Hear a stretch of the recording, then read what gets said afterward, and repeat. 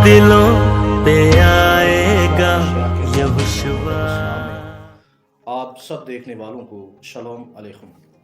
आप सबको Bible study में वेलकम करते हैं। शुरू करेंगे। बारूक हशम जी शुरू करते हैं। आज का जो उन्वान है, जैसा कि आप सब जानते हैं, वो है जी बागे अदन कहाँ पर था।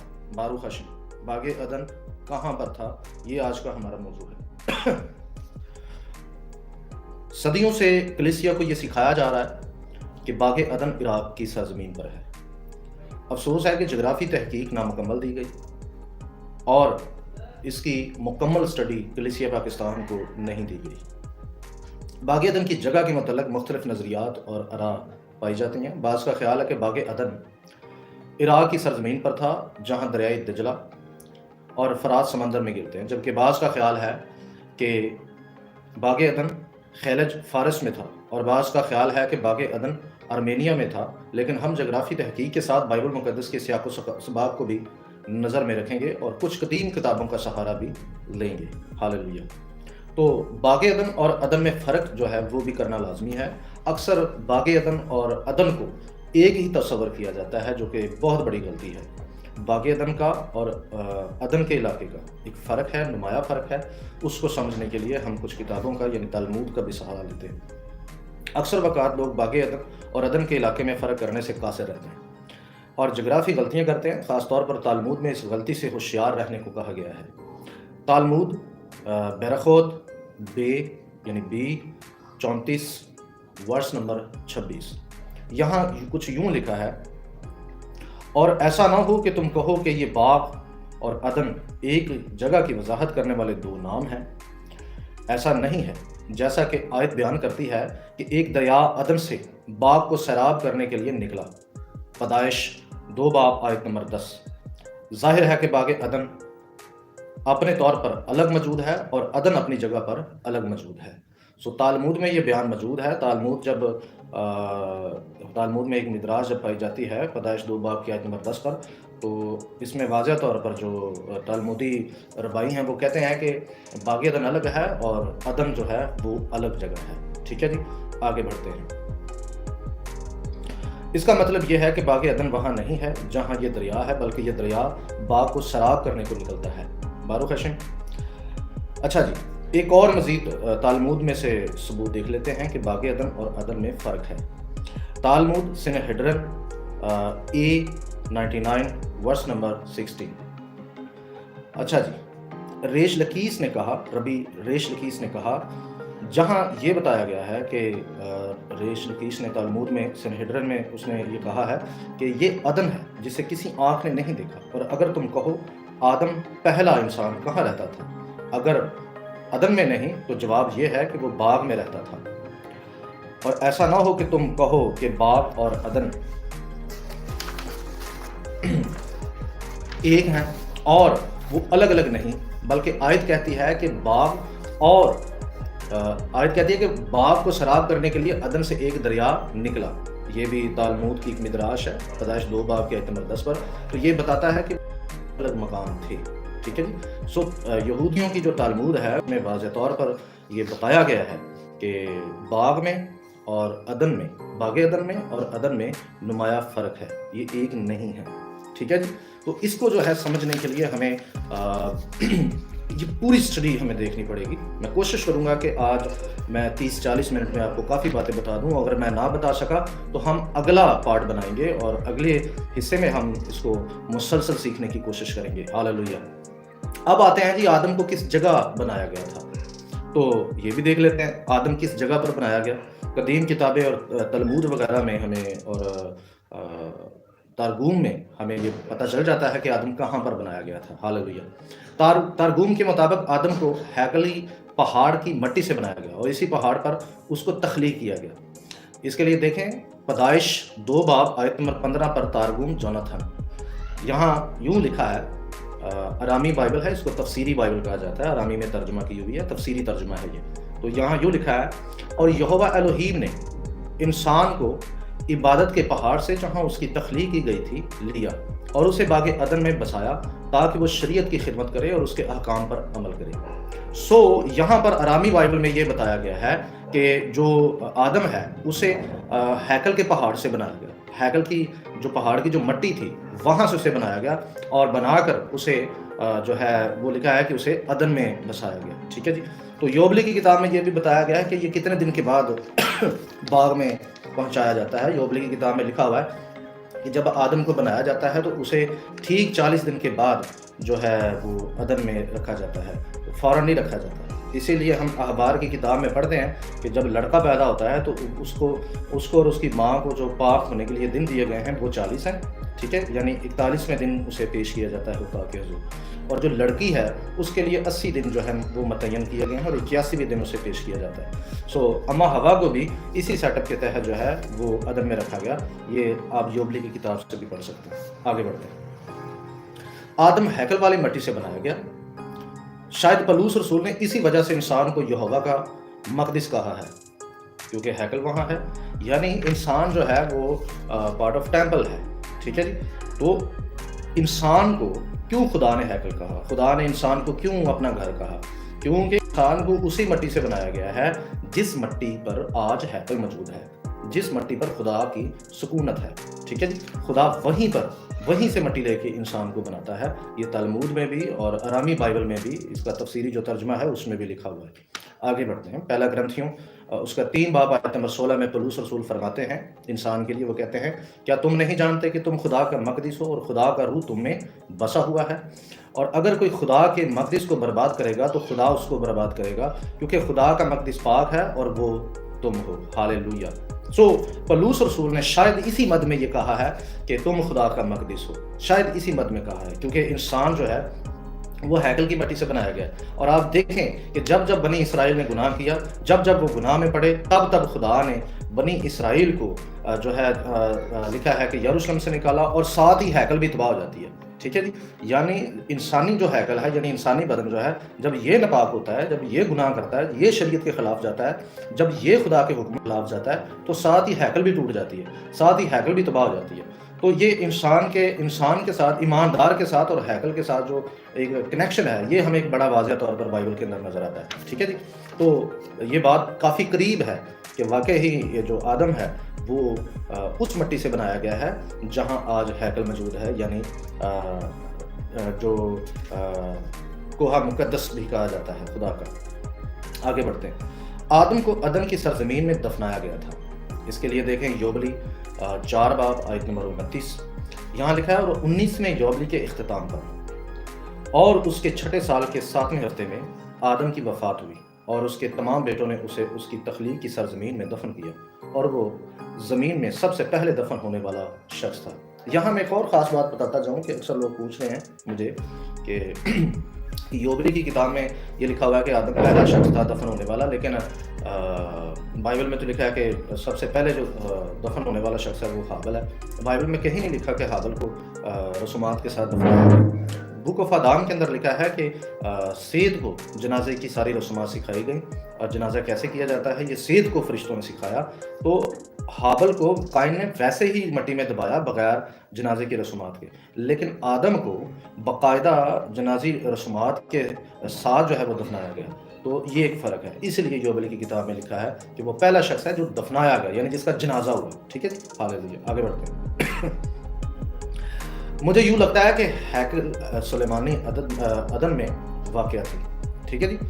ہیکلی جو جگہ ہے وہ دراصل عدن میں موجود تھی، لیکن باغ کہاں تھا؟ اور بڑا دریا یہاں سے نکل کر باغ عدن کو سیراب کرتا تھا۔ اس کے لیے دیکھیں پیدائش 2 باب آیت نمبر 10۔ تو اس دریا کا فاصلہ باغ عدن سے بہت کم تھا، یہ کوئی بہت زیادہ فاصلہ نہیں تھا۔ بعض لوگ سمجھتے ہیں کہ بہت بڑا فاصلہ تھا تو وہاں سے دریا آتا تو پھر دریا سے سیراب کرتا تھا، ایسا نہیں ہے۔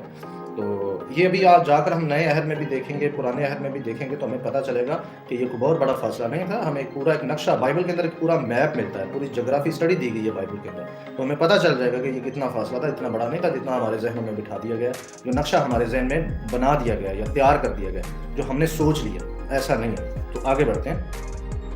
اچھا جی، یہ دونوں علاقے پڑوسی، بلکہ یہ سرزمین عدن تھی اور باغ عدن میں واقع تھی۔ لیکن باغ کو الگ پہچان دی گئی تھی، لہٰذا ہم آگے چل کر اس کو وضاحت سے سمجھنے کی کوشش کریں گے۔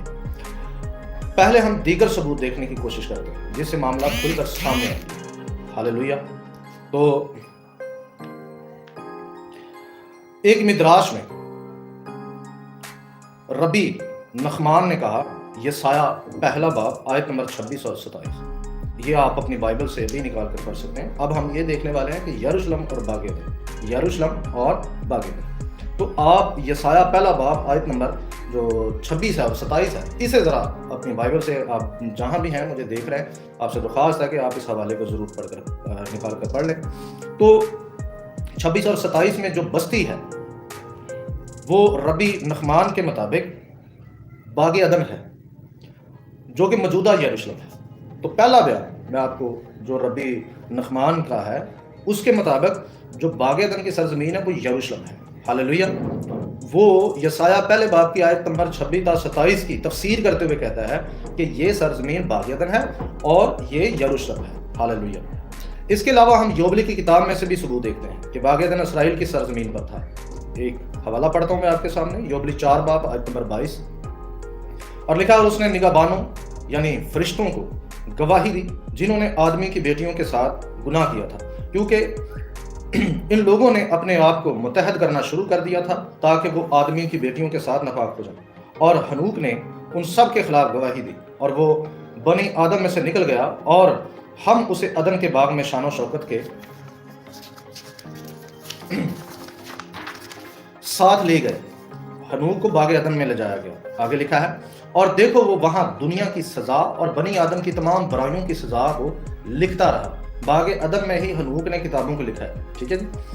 اور اس کی وجہ سے ایلوہیم تمام سرزمین عدن پر سلاب کا پانی لے آیا، کیونکہ وہ وہاں ایک نشان کے طور پر مقرر کیا گیا تھا، اور وہ تمام بنی آدم کے خلاف گواہی دے گا کہ وہ سزا کے دن تک بنی نوع انسان کے تمام گناہوں کو بیان کرے۔ اور اس نے مقدس کے بخور کو جلایا،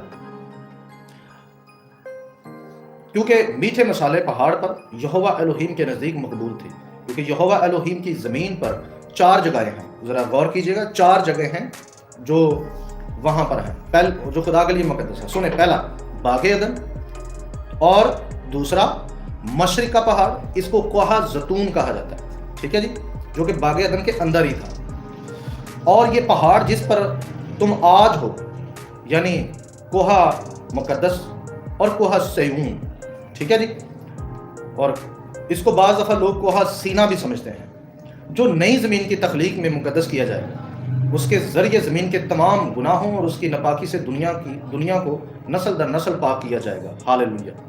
تو یوبلی کی کتاب میں صاف طور پر یہ بتایا گیا ہے کہ جو باغ عدن ہے وہ جو ہے جتنا بھی اسرائیل کا جو ملک ہے وہ سارا عدن ہے، اور عدن کے اندر باغ ہے، عدن کے اندر باغ ہے۔ ہاللیلویہ۔ تو یہاں پر ہمیں بغور یہ جائزہ لینا ہے کہ جو باغ ہے وہ کتنا بڑا تھا۔ اکثر اوقات لوگ سمجھتے ہیں کہ باغ پورے ایک کسی ملک میں تھا، یا 2 ملکوں میں تھا، یا 3 ملکوں میں تھا، ایسا نہیں ہے۔ اگر آپ دیکھنا چاہتے ہیں کہ عدن کتنی جگہ پر مشتمل تھا تو ہمیں پتہ چلے گا کہ جو عدن ہے وہ بیسیکلی جتنی سرزمین خدا نے اسرائیل کو دی ہے وہ ساری کی ساری پیدائش کی کتاب میں عدن کی سرزمین کہلائی ہے، اور اسی سرزمین کے اندر باغ تھا، ٹھیک ہے جی، اسی سرزمین پر باغ تھا۔ تو اس کے لیے آپ گوگل بھی کر سکتے ہیں، گریٹر اسرائیل، اس کو جب آپ دیکھیں گے تو آپ کے سامنے بہت سارے پیجز اوپن ہو جائیں گے، تو وہاں پر واضح طور پر جو ہے نقشے دیے گئے ہیں کہ کتنا رقبہ جو ہے وہ اسرائیل کا تھا۔ اس میں ایک عراق بھی آتا ہے، ٹھیک ہے جی، اس میں عراق بھی آتا ہے، جس کی وجہ سے علماء اور اسکالر جو ہے وہ غلطی کر جاتے ہیں، اور خاص طور پر 4 دریاؤں کا بھی جو ہے وہ مغالطہ ہوتا ہے لوگوں کو، اور وہ سمجھتے ہیں کہ جہاں یہ دریا تھے وہیں پر باغ تھا۔ ایسا نہیں ہے، ٹھیک ہے جی، معاملہ کچھ مختلف ہے۔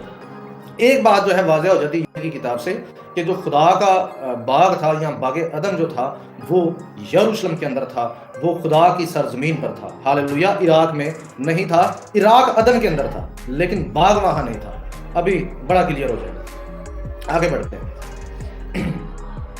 یہاں تک کہ نوح نے بھی اس بات کا اقرار کیا کہ باغ عدن اسرائیل کی سرزمین پر تھا۔ اس کے لیے دیکھیں یوبلی 8 باب آیت نمبر 18، اور یہ تقریباً میں آپ کے لیے پڑھوں گا 21 آیتیں پڑھوں گا اس کی۔ 21 आयत तक पढ़ूंगा। अच्छा लिखा है, और नूह खुश हुआ कि यह हिस्सा शिम और उसके बेटों के लिए आया, और उसे वो सब कुछ याद आया जो उसने नबुआ में अपने मुंह से कहा था, क्योंकि उसने कहा था शिम का यहोवा खुदा मुबारक हो, और शिम के मस्कन में यहोवा एलोहीम सुकूनत करे। हालेलुया। तो शिम के मस्कन में यहोवा सुकूनत करेगा, और ये बताया गया है कि जहां शिम को हिस्सा मिला वो अदन की सरजमीन थी। ठीक है जी, आगे आगे जाकर लिखा हुआ है। और वो जानता था कि बागे अदन सबसे ज्यादा मुकद्दस और पाक जगह है और यहोवा एलोहीम की रिहाइश गाह है। वाज़ेह है कि हनूक ने भी कहा कि जो बागे अदन की सरजमीन है वो शिम के हिस्से में गई, शिम को मिली। ये शिम की मिराज थी, यानी इसराइल की मिराज थी, और यहोवा वहां सुकूनत करता है। अजीजों, हम सब जानते हैं, ज़बूर की किताब पढ़ें, यूएल की किताब पढ़ें, आप पूरी बाइबल पढ़ें, पूरी बाइबल में आपको पता चलेगा कि यहोवा खुदा जब ज़मीन के ऊपर जो है अपना मक़दिस मुकर्रर करता है या जहां सुकूनत करने की बात करता है, वो यरूशलेम है, वो इसराइल की सरजमीन है, कोई और नहीं। ठीक है, तो बाइबल में वाज़ेह तौर पर यह भी हमें मिलता है। आगे बढ़ते हैं। और सहरा का मरकज सीना पहाड़ है, और ज़मीन की नाव का मरकज कोहा सयून है। जहां पर खुदा की हैकल है उसे कोहा सयून कहा गया है, और कोहा सयून जो है वो ज़मीन का मरकज है, नाव है। ये हिजकियेल की किताब में भी आपको ये रेफरेंस मिलेगा। आगे बढ़ते हैं। ये तीनों एक दूसरे के आमने सामने कदूश मकामात के तौर पर बनाए गए थे, यानी कोई सीना भी बिल्कुल इनके आमने सामने थे, यानी इनकी जो सेध थी या इनका जो स्केल था वो बिल्कुल बराबर था, आमने सामने थे। अगर आप नक्शे देखते हैं तो आपको पता चलता है कि ये बिल्कुल आमने सामने थे। लेकिन जो सयून का पहाड़ है और जो जैतून का पहाड़ है, यानी बागे अदन की जो जगह थी, वो बिल्कुल आज मौजूदा यरूशलेम में एक कब्रिस्तान का फासला बस। ठीक है जी, तो वो मैं जितने भी लोग मेरे दोस्त मेरे साथ जुड़े हुए हैं और हाँ मेरे साथ व्हाट्सएप पर भी हैं, मैं जल्दी व्हाट्सएप ग्रुप में इसके सारे नक्शे जो है लगा दूंगा, और मैंने अपने ग्रुप में भी लगा दिए थे ताकि आप लोगों को समझ आए। अच्छा जी, आगे बढ़ते हैं। और उसने कादर मुतलिक यहोवा खुदा को मुबारक कहा, जिस यहोवा एलोहीम ने उसके मुंह में अब्दी यहोवा का कलाम डाला था, और वह जानता था कि बरकत का एक हिस्सा नस्ल दर नस्ल मुबारक शिम के हिस्से में आ गया है। अदन की पूरी सरजमीन और पूरा बहरे पेपरिस और मशरक की पूरी ज़मीन और हदू और बहरे सरकंडों पर और उसके पहाड़ों पर और बसन की तमाम सरजमीन और लुबनान की तमाम सरजमीन और कफ्तूर के जजीरों पर और सनीर और अमना के तमाम पहाड़ों और शुमाल में अशूर के पहाड़ और तमाम पहाड़ हैं, और इलियाम की सरजमीन अशूर और बाबुल और शोशन और मदाई और एरेरात के तमाम पहाड़ और समंदर के उस पार का तमाम इलाका जो अशूर के पहाड़ों से आगे शुमाल की तरफ है, बाबरकत और कुशीदा ज़मीन और जो कुछ उसमें है, ये सब बहुत अच्छा है। हालेलुया। अजीज़ों, यहाँ पर वाज़ेह तौर पर बताया गया है कि कितना हिस्सा जो है वो अदन का है, वो अदन का है। अब यहाँ सारी जगह पर बागे अदन नहीं है, ये सारी ज़मीन जो है ये अदन ज़रूर है, लेकिन ये सारी ज़मीन बागे अदन नहीं है। बागे अदन कहाँ पर था, अभी हम जाकर आगे जाकर हम देखते हैं कि बागे अदन कौन सी सरजमीन थी, तो हमें पता चल जाएगा कि वो कौन सी सरजमीन थी। हालेलुया। अच्छा जी, दो किस्म के बागे अदन, पहले तो हमें ये तय करना पड़ेगा, क्योंकि हमें तब तक समझ नहीं आएगी जब तक हमें ये पता ना चल जाए कि बागे अदन कितने किस्म के थे, तभी हमें ये पता चलेगा कि बागे अदन कहाँ पर मुश्तमिल था या कहाँ पर कायम था, और हमें वो बड़ा दरिया जो बाग को सैराब करता था उसका भी पता चलेगा कि वो कहाँ पर था। आगे बढ़ते हैं। दो किस्म के बागे अदन। रबी वजाहत करते हैं कि इस्तिलाह बागे अदन दो चीज़ों का रेफरेंस है या दो चीज़ों को पेश करती है। नंबर एक, आसमान का बागे अदन, यानी एक मुकम्मल रूहानी जगह जहां रूह इस दुनिया से गुजरने के बाद जाती है, यानी आसमान, जिसे बागे अदन या इब्रानी में हा रूहानी भी कहा जाता है, यानी अदन का रूहानी बाग, यानी अदन का रूहानी बाग। ये आसमानी बागे अदन हनूक ने आसमान पर देखा था। हनूक इसका जिक्र अपनी किताब में करता है। आप लोगों के सामने मैं दो जो है वो रेफरेंस पढ़ने वाला हूँ, दो चैप्टर पढ़ने वाला हूँ, और मैं इसको रेगुलर पढ़ दूंगा, कंटिन्यू पढ़ दूंगा, ताकि आप लोगों को बात समझ आ जाए। हनूक की किताब उसका 24 बाब और 25 बाब दोनों जो है वो चैप्टर मैं आप लोगों के सामने पढ़ने वाला हूँ, तो आप लोगों ने इसे गौर से सुनना है। अब मैं आपको पहले आसमान का बागे अदन दिखाऊंगा, उसके बाद हम ज़मीनी बागे अदन का तयन करेंगे कि वो कहाँ था, क्योंकि जो नकल होती है, जो अक्स होता है, वो असल की तरह होता है। ठीक है जी, जैसा कि आप कॉपी करवाने जाते हैं किसी भी पेपर की, तो जो कॉपी शुदा पेपर होता है वो बिल्कुल असल जैसा होता है, लेकिन वो कॉपी होता है। اسی طرح جو باغ عدن زمین پر تھا وہ آسمانی باغ عدن کی کاپی تھی. تو عزیزوں کاپی جو ہوتی ہے وہ سیم ٹو سیم ہوتی ہے, کاپی مختلف نہیں ہوتی, کاپی بالکل سیم ٹو سیم ہوتی ہے. آگے بڑھتا ہوں, میں حوالہ آپ لوگوں کے سامنے پڑھتا ہوں, پھر اس پر بات کرتے ہیں. ہنوک کہتا ہے جی میں وہاں سے دوسری جگہ گیا تو کچھ ایسا دیکھا کہ آگ کا پہاڑ جو دن رات کو چمکتا ہے, میں اس کی طرف بڑھا اور 7 شاندار پہاڑوں کو سمجھا جو سب ایک دوسرے سے مختلف تھے. ان کے پتھر شاندار اور خوبصورت تھے, دیکھنے میں ان کی سطح خوبصورت تھی.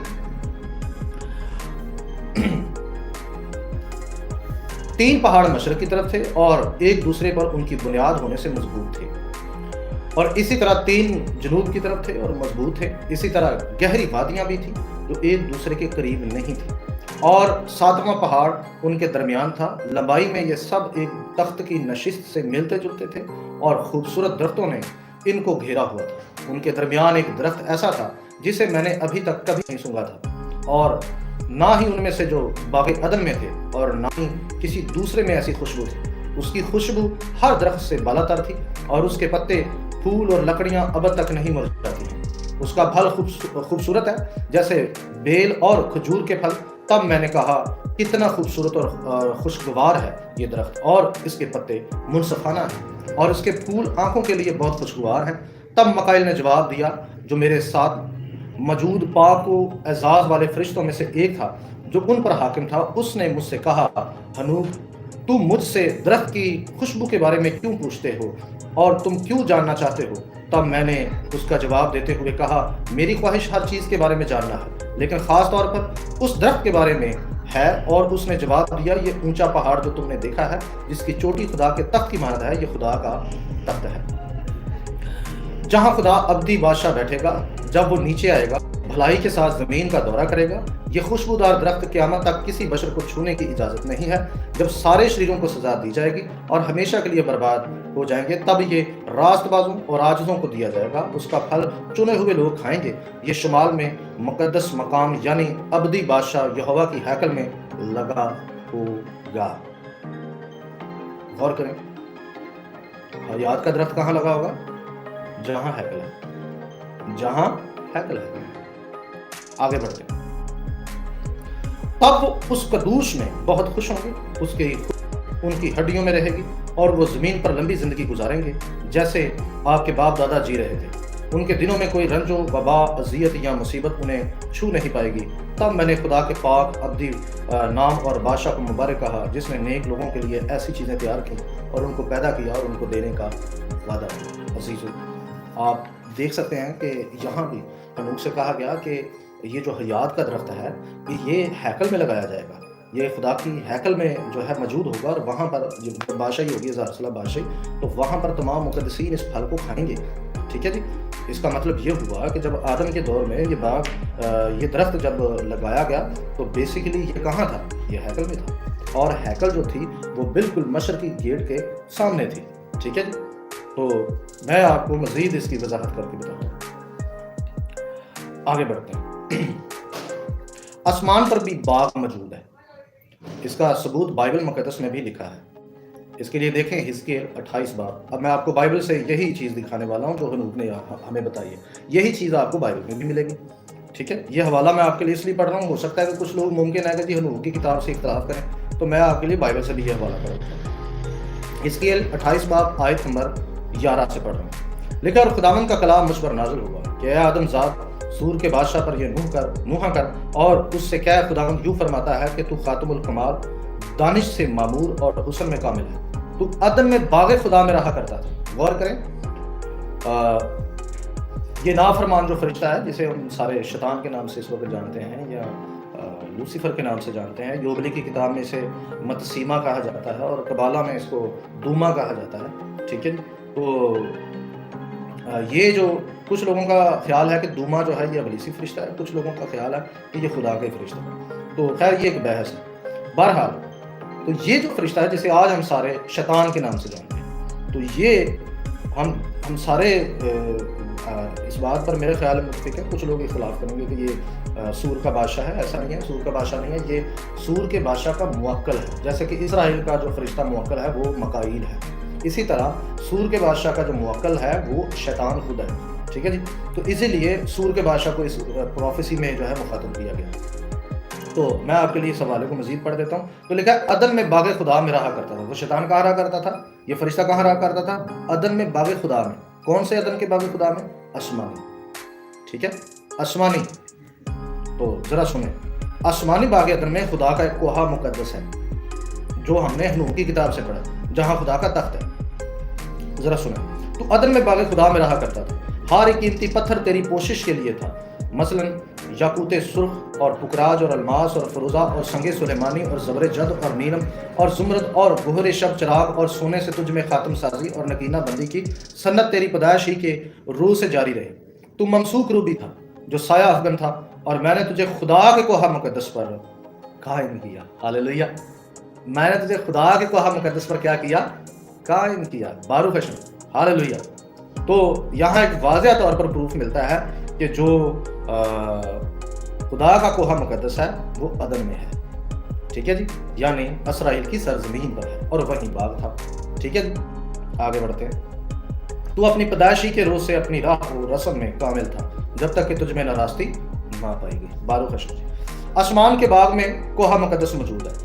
تو آپ یہاں سے اندازہ لگا سکتے ہیں کہ زمین کا باغ عدن آسمان کے باغ عدن سے کیسے مختلف ہو سکتا ہے. سوال تو یہ پیدا ہوتا ہے کہ وہ کیسے مختلف ہے. مثال کے طور پہ خدا نے خیمہ اجتماع بنوایا، ہیکل بنوائی، تو باقاعدہ طور پر یہ کہا گیا کہ جیسا تجھے نمونہ پہاڑ پر دکھایا گیا ویسا ہی اسے بنانا. تو جو آسمانی نقشہ ہے اسے زمین پر قائم کیا گیا. جیسا کہ یروشلم جو ہے وہ آپ دیکھ لیں تو وہ آسمانی نقشے پر. یروشلم بھی آج موجودہ جو یروشلم ہے وہ 7 پہاڑوں پر مشتمل ہے، اور آسمان کا جو یروشلم ہے وہ بھی 7 پہاڑوں پر مشتمل ہے. جب آسمانی یروشلم کو باغ عدن کہا جا رہا ہے تو زمینی یروشلم کو باغ عدن کیوں نہیں کہا جائے گا؟ کیونکہ وہ تو بنا ہی اسی نقشے پر ہے. تو خدا باغ عدن کہیں اور کیوں لگائے گا؟ آپ یہ سوچیں، خدا کیوں باغ عدن جو ہے عراق میں جا کر لگائے گا؟ آسمان کا جو باغ عدن ہے وہ بائبل کی نظر میں جو ہے یروشلم ہے، جو آسمانی یروشلم آسمان سے اترے گا. تو وہ عراق کو باغ عدن کیوں کہے گا؟ کیسے کہے گا؟ یہ ناممکن ہے، یہ ہو ہی نہیں سکتا. ٹھیک ہے جی، آگے بڑھتے ہیں. آسمان کے باغ میں کوہ مقدس موجود ہے. تو آپ یہاں سے اندازہ لگا سکتے ہیں کہ زمین کا باغ عدن آسمان کے باغ عدن سے کیسے مختلف ہو سکتا ہے. یاد رہے کہ یہوہ الوہیم کے کوہ مقدس کو 2 پہاڑوں کے تسلسل کو کہا جاتا ہے. ایک کوہ اوفل ہے، میں آپ کے لیے اچھا جی، جہاں آج ہیکل ہے کوہ اوفل موجودہ، اس کا نام ہے کوہ اوفل، جسے آج ہیکل کہا جاتا ہے، جس پر ہیکل موجود ہے. بعض اوقات کوہ اوفل کو کوہ سیون بھی کہا جاتا ہے، اور یہ ہے بھی بائبل میں بارہا اس پہاڑ کو کوہ سیون کہا گیا، کیونکہ یہ دونوں پہاڑ ایک ساتھ جڑے ہوئے ہیں. اور دوسرا کوہ زیتون جہاں ریڈ ہیفر قربان ہوتی تھی. ٹھیک ہے جی، کوہ زیتون جو ہے یہیں پر مسیح نے دعا کی، یہیں پر مسیح قربان ہوئے. اس کے لیے آپ ذرا مضمون پڑھیں ریڈ ہیفر. اس کو جب آپ پڑھیں گے تو آپ کو پتہ چلے گا کہ مسیح کہاں مصلوب ہوا تھا، کس مقام پر مصلوب ہوا تھا. تو یہ بہت ساری گتھیاں آپ کے سامنے کھل کر سامنے آ رہی ہیں. ٹھیک ہے.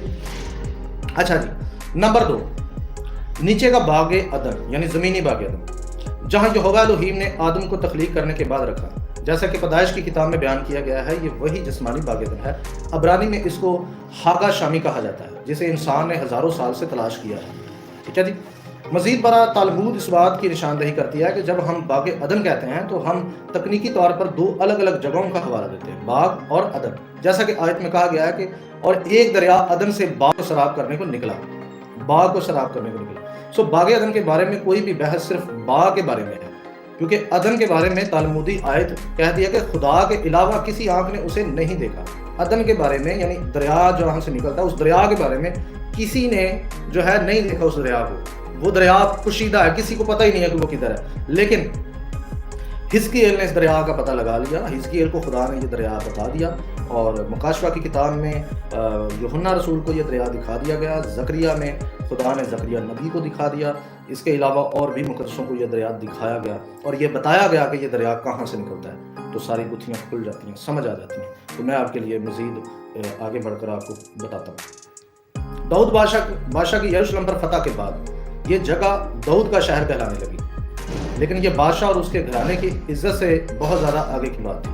یہ وہ مقدس مرکز بھی تھا جہاں الوہیم نے اپنے ذاتی نام یعنی یہوہ نام سے گھر قائم کیا. سلیمان نے یہوہ الوہیم کا گھر یعنی ہیکل اور بادشاہ کا گھر یعنی محل سیون کے نام سے مشہور مقدس پہاڑ پر بنایا. یہ کائناتی پہاڑ آسمان اور زمین کو جوڑتا ہے. یہاں سے ترتیب تخلیق کے وقت قائم ہوئی اور اسے رسومات اور تقاریب کے ذریعے مسلسل تجدید اور برقرار رکھا گیا۔ یہاں پر یہودی روایات کے مطابق آدم اور حوا کو دفن بھی کیا گیا۔ سو عزیزو، یہ جو پہاڑ ہے یہ بار بار جو ہے وہ مرکز نگاہ بنا ہوا ہے۔ یہ تمام آسمانی آثار قدیمہ کی طرف متوجہ ہوا جو قدیم نزدیکی مشرقی ثقافتوں میں عام تھے۔